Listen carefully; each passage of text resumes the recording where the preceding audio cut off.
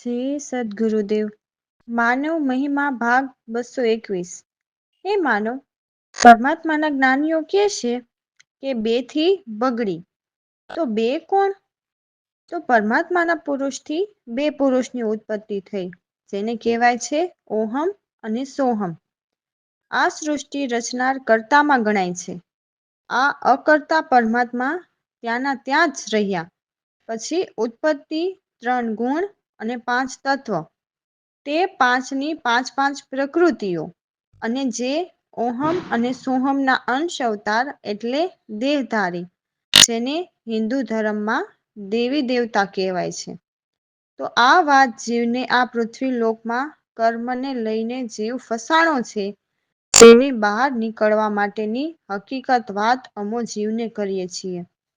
તો બહાર આપણે નથી નીકળતા.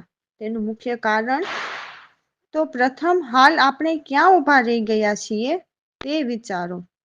તો દેહધારીમાં તમે ફસાયા હો, તો આ પૃથ્વી લોક ઉપર મુક્ત થવા માટે આત્મા તો વિદેહી ઘરનો છે, અને વિદેહી ઘર તો પિંડ બ્રહ્માંડથી ન્યારું છે.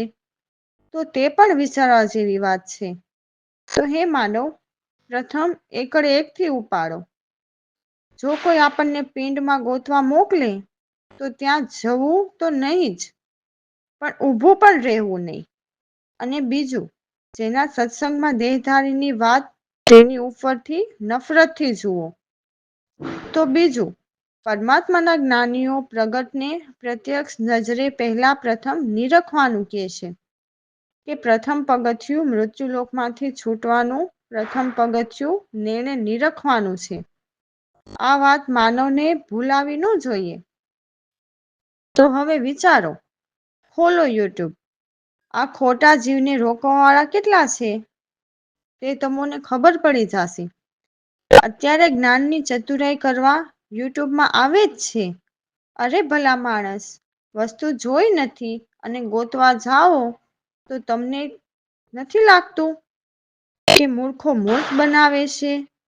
તો હે માનવ, જાગો અને મૂર્ખાથી ભાગો. તે પાખંડી નાશવંત નાણાં લૂંટનાર છે. માટે હે જીવ, આત્માના ઘરના દર્શન કરીએ પણ મુક્તિ નથી. પછી જ સાચો ખેલ શરૂ થાય છે. તો અધૂર્યા જ્ઞાની મંડાઈ જાય અને જ્ઞાન દર્શન કરાવવા, તેમ પરમાત્માના દર્શન થઈ જાય અને મુક્તિ મળી જાય તેવું નથી. કદાચ જ્ઞાનીની ઉંમર થતા કોઈ જીવને કે આ જીવને જ્ઞાન આપો ને, પણ તે સદગુરુના કહેવાથી, અને પછી પોતે ગુરુ બની જાય તો તે પ્રથમ તો અભ્યાસી હોય નહીં, અને તેવા ગુરુથી જીવનું જન્મ મરણ મટે નહીં.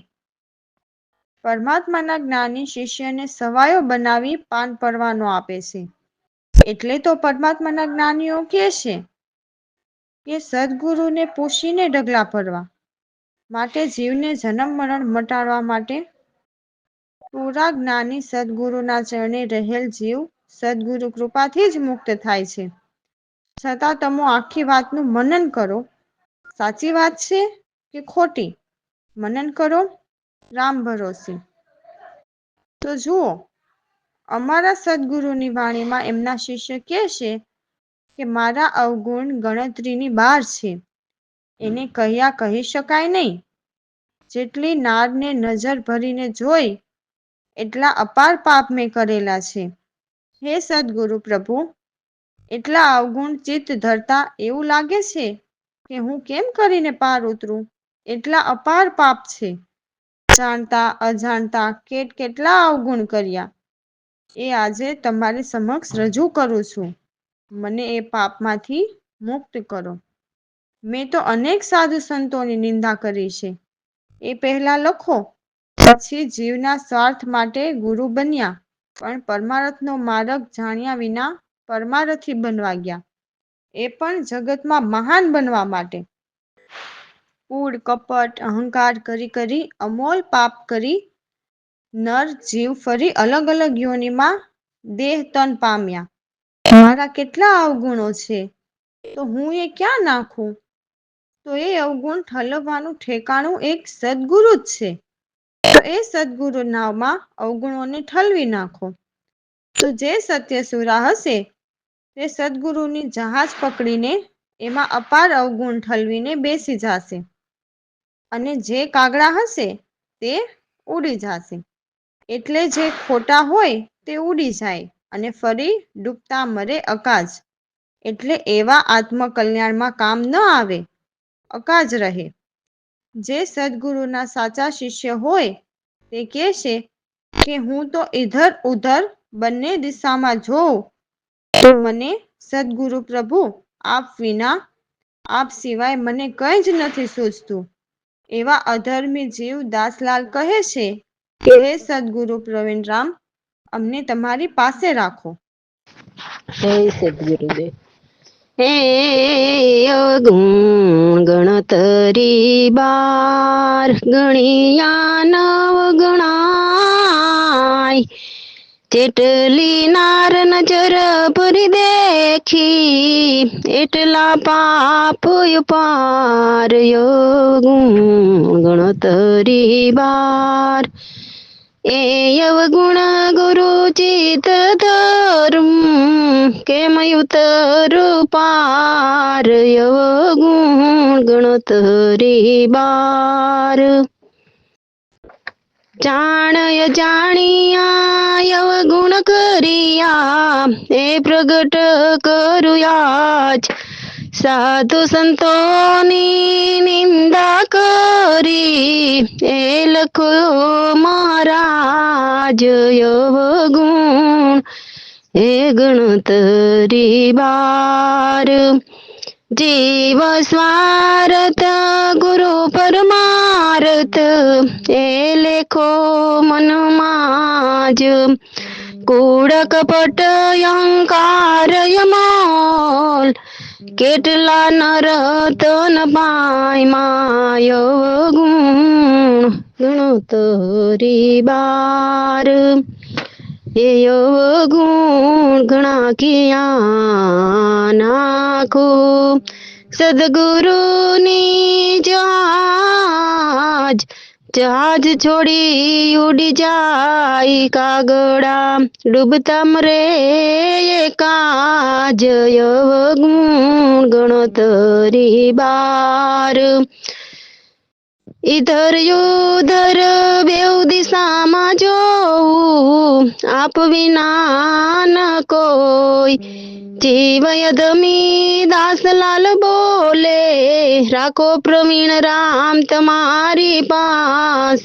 અવગુણ ગણતરી બાર. ગણિયા નવ ગણાય. અવગુણ ગણતરી બાર. રામ ભરોસે.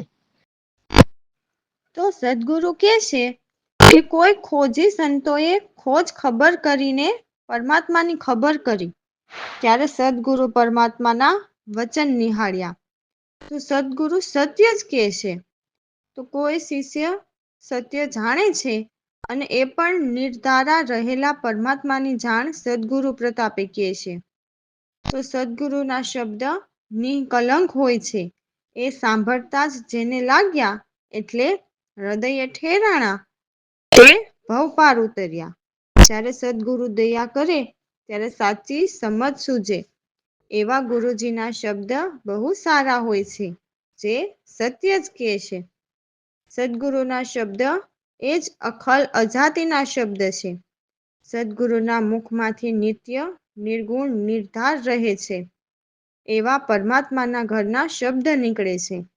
અતિ અપરિબળ આનંદ સ્વરૂપી, છીનમાં એટલે પલમાં સારા પ્રસારા રચ્યા. બહાર ભીતર આપ બિરાજે એવા ચેતન બ્રહ્મ અપારા છે.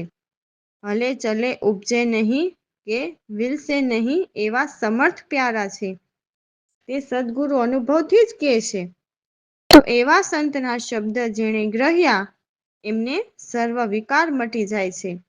સંત શબ્દને કોઈ જાણે નહીં, જે સુરા હોય તે જ જાણી શકે છે. તો એવા સંત સુરા અમારા સદગુરુ પ્રવીણરામ પ્રભુએ પરમાત્માના ઘરના વચન કે શબ્દ સંભળાવ્યા.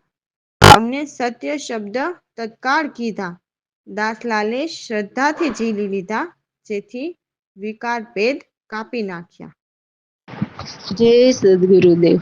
ખોજીએ ખોજ ખબર કરી કોઈ જામ, જ્યાં વચન નિહાળા સમજે સદગુરુ ના શિષ્ય, જાણી કીધા નિર્ધાર ખોજીએ ખોજ ખબર કરી કોઈ જામ, શબ્દ ગુરુ ના નિકલંક દેતા જેને લાગ્યા તે પાર, દયા કરે સદગુરુ ત્યારે સૂજે, ગુરુના એ શબ્દ સારા ખોજીએ ખોજ ખબર કરી ખોઈ જા, એ જ શબ્દ સે અલખ જાતિ, નિત્ય નિર્ગુણ નિરાધાર અતિ અપરિબળ આનંદ સ્વરૂપી, સિનમાં રચિયા પ્રસારા ખોજીએ ખોજ ખબર કરી ખોઈ જા, બહાર ભીતર આપ બિરાજે, ચેતન બ્રહ્મ પાર હલે ચલે ઉપજે નહીં વિલસે, એવા સમર્થ પ્યારા ખોજીએ ખોજ ખબર કરી ખોઈ જા, ગ્રયા શબ્દ તે સંત તણા મટિયા સર્વ વિકાર, સંત શબ્દ ને જાણે ન કોઈ, જાણે કોઈ સુરા ખોજીએ ખોજ ખબર કરી ખોઈ જા, પ્રવીણ રામે વચન શબ્દ સંભળાવ્યા, દીધા શબ્દ તત્કાળ દાસલાલે લીધા શ્રદ્ધાથી, કાપિયા ભેદ વિકાર ખોજીએ ખોજ ખબર કરી ખોઈ જા. રામ ભરોસે. તો અમારા સદગુરુ પ્રવીણરામ એમની વાણીમાં જે કહેવાતા સાધુ છે એમને કહે છે કે હે સાધુ ભાઈ, સાચી પરખ તો ઉન્મુની છે. એ સાચી પરખ કોઈ જાણતું નથી અને સાધુ બનીને જગતના જીવોને ખોટા ભરમાવે છે. સદગુરુ કહે છે કે હે સાધુ ભાઈ, જો તું પરખ તત્વને માને એટલે જે દેખાય છે તે તત્વને માને તો તું એ જળ તત્વને વખાણે છે, અને જો તું ચેતનને માને તો એ નિરાકર બતાવે છે. એટલે ચેતન પ્રભુ નિરાકાર છે. સદગુરુ કહે છે કે દ્રષ્ટા એટલે પરમાત્માને જાણનારા, દ્રશ્ય એટલે નજરે જોયેલા છે. એવા સદગુરુ આપણને મળીને દર્શન કરાવે ને પરખ કરાવે છે, અને જે પદે ઠેરાયેલા છે ત્યાં જ બતાવે છે. આપણા રૂપમાં મૃગજલ એટલે જૂઠી માયા વ્યાપેલી છે. એ જૂઠી કલ્પના જ છે. મન કલ્પિત મોક્ષ માને તો કલ્પના ત્યાં મોક્ષ તે બરાબર પણ મુક્તિ નથી. સર્વ જીવ બ્રહ્મમાં ભટકતા ફરે છે. એટલે શબ્દના વિધિ નિષેધ સમજો કે સત્ય શબ્દ શું કહે છે. જ્યાં સુધી મૂળ પદની પરખ નથી ત્યાં સુધી સત્ય ન સમજાય. જ્યાં સુધી તમે પરખ કરીને જોવો છો તે પરખ પક્ષપદ છે, તેમાં બંધન રહેલા છે. તો સદગુરુ કહે છે કે પરખ અપરખ બંને ઉઠાવો ત્યારે સ્થિરતા આવે, એટલે સાચી પરખ થાય. અને મારા સદગુરુ પ્રવીણરામ સત્ય ગુરુ મળ્યા અને આપણા જે સાચા રૂપ છે તે બતાવ્યા. તો દાસલાલ નિજ રૂપ જાણ્યા અને આપણા આપ લખાવ્યા. એટલે સદગુરુએ પરમાત્માના ઘરનું પાક્કું કરાવ્યું. જય સદગુરુદેવ. સાધુ ભાઈ પરખ રે યુન મુની, પરખ પદ કોઈ જાણે નહીં, ચોટા જગત બયકાવે સાધુ ભાઈ પરખ રે યુન મુની, જો તું પરખ તત્વને માને તત્વ જડ વખાણ જાણ સાધુભાઈ, પરખ રે યુન મુનિ. જો પરખ ચેતનને માનો, નિરાકાર બતાવે સાધુભાઈ, પરખ રે યુન મુનિ. દ્રષ્ટા દ્રશ્ય દર્શન મળીને, પરખ પદ ઠેરાણા. આપણા રૂપમાં મૃગ જલ જેમ, જૂઠી કલ્પના માને સાધુભાઈ, પરખ રે યુન મુનિ. મન કલ્પિત જ્યાં મોક્ષ માને, ભટકતા જગ બ્રહ્મના. વિધિ નિષેધ પરોક્ષ શબ્દના, સર્વે બ્રહ્મ કલ્પના સાધુભાઈ, પરખ રે યુન મુનિ. પારખ પદની પક્ષ કરીને, જ્યાં લગી બંધન ઠેરાણા સાધુભાઈ, પરખ રે યુન મુનિ. પરખ અપરખ બેવું ઉઠાવો, ત્યારે સ્થિરતા થાય સાધુભાઈ, પરખ રે યુન મુનિ. પ્રવીણ રામ ગુરુ મળ્યા સાચા, આપણા રૂપ બતાવ્યા સાધુભાઈ, પરખ રે યુન મુનિ. દાસલાલ નિજ રૂપ જાણ્યા, આપણા આપ લુખાવ્યા સાધુભાઈ, પરખ રે યુન મુનિ. રામ ભરોસે. તો સદગુરુ સમજાવે છે કે હે માનવ, તમે રામ નામનું રટણ કરો, ખોટા શ્વાસ ઉચ્છ્વાસ ન ખોવો. તો અમને અમારા સદગુરુએ સાચી સેન બતાવીને એમને ભજવાનું કહે છે. માતા પિતા બંધુ સૂત નારી એ બધા મોહજાળથી ઉલઝાણા છે. મોહના કારણે જ અવારનવાર જુદી જુદી યોનિમાં દેહ ધરવો પડે છે. મોહજાળથી માયાને જોઈને, હે ગાફિલ, તું સત્ય ભૂલ્યો અને ઊંડી ખાઈમાં પડ્યો છે, જે જન્મ મરણની ખાઈ છે. સગા સંબંધી એ બધા તો તારા જન્મના વેરી છે. એમાંથી તું ક્યારેય ઊંચો નહીં આવી શકે. એ ખીણ તો ઊંડી ખાઈ જ રહેવાની છે. પોતાના સ્વાર્થ માટે ધક્કો મારે અને કદી ઊંચો ન આવે. કદાચ 1,84,00,000 છૂટવા માંગે તો પણ તું નથી છૂટી શકવાનો. ઉલટાનો સત્ય માર્ગ છટકાવી દે. એવા સૌ સ્વાર્થના સંબંધી છે. અને અંત સમયે તારું કોઈ નથી, કેમ કે કોઈ સાથે નથી આવવાના. એકલો જઈશ ગોથા ખાતો. એટલે એ સર્વ નાતા સ્વાર્થના છે, તે છોડ અને એક પ્રભુ ભજનમાં નાતો જોડ. ગુરુ ચરણોમાં ચિત્ત લગાવીને સદા પ્રભુના નામનું સ્મરણ કરો. અમારા સદગુરુ પ્રવીણરામ કહે છે કે હે દાસલાલ, હે માનવ, એક લાવો લેવો જેવો મનુષ્ય અવતાર મળ્યો છે, તો લાવો લ્યો, ત્યારે મુક્તિ પદ પામીએ. રામ ભરોસે. જય સદગુરુદેવ. હવે તું રણુકર રટ ભાઈ, શ્વાસ ઉશ્વાસ ખાલી ન ખોવો. સદગુરુએ સેના બતાવી, હવે તું રણુકર રટ ભાઈ. માતા પિતા બંધુ સૂત નારી, મોજાડ ઉલઝાવી, હવે તું રણુકર રટ ભાઈ. એને જોઈ ભૂલ્યો ગાફિલ, પડ્યો ઊંડી ખાઈ, હવે તું રણુકર રટ ભાઈ. એ તો સૌ તારા જન્મના વેરી, ખીણ રહે ઊંડી ખાય, હવે તું રણુકર રટ ભાઈ. પોતાના સ્વાર્થ માટે ધક્કો મારે, ફરી ઊંચો ન આવે કાંઈ, હવે તું રણુકર રટ ભાઈ.